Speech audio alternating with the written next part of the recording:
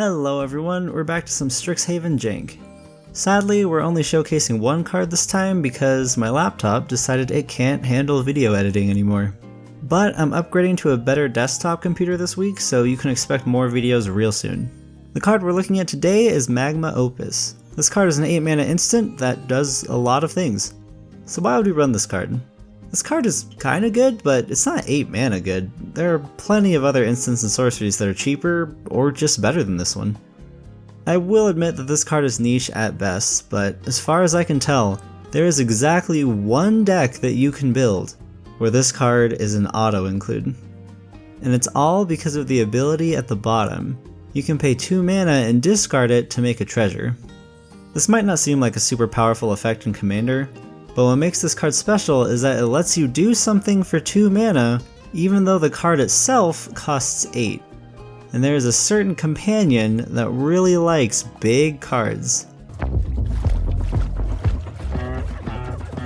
Look out! I think Moto likes you. Here he comes. I like 'em big, I like 'em chunky, I like 'em big, I like 'em lumpy, I like 'em round, with something, they like my sound, they think I'm funky. Goodness girl, you huge. Mage Opus is the perfect card if you're playing Temur Spellslinger and you happen to have Keruga as your companion. Keruga decks can only run cards that cost at least 3 mana, so having any cards that let you do something before turn 3 is a huge bonus, even if it's just making a treasure. I would recommend using Riku of Two Reflections for your commander. He can copy your big spells, and he can also copy the big creatures you play. You'll definitely want cards like Torrential Gearhulk and Scholar of the Lost Trove in this deck to replay your big instants and sorceries.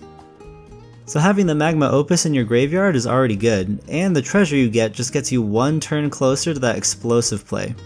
So yeah, even a card as niche and unimpressive as this one does have a home if you look hard enough. Alright, trivia time. Our question from last video was, name a land that doesn't make mana, has a triggered ability, and also has an activated ability. The easier answer was Dark Depths. A lot of players might have forgotten that this land has an activated ability since nobody ever actually activates it, but it does meet all 3 of our requirements. The super hard second answer was Sorrow's Path. Most people only know about this card because it's widely considered to be one of the worst cards ever made. You can tap it to confuse your opponent and summon a judge, and every time it becomes tapped, it deals 2 damage to all of your creatures and you. If you got one answer, you get 1 tofu point, and if you somehow got both of them right, go ahead and give yourself 3 tofu points. I'm feeling generous today. For this week's trivia question, Draco is pretty famous for being the highest CMC Magic card. It's the only card that costs 16 mana. Aside from Draco, how many other cards have a unique CMC that no other card has? And we're not counting silver bordered cards here. 0? 1, 2, or 3? Subscribe if you want to find out the answer in the next video. Thanks for watching.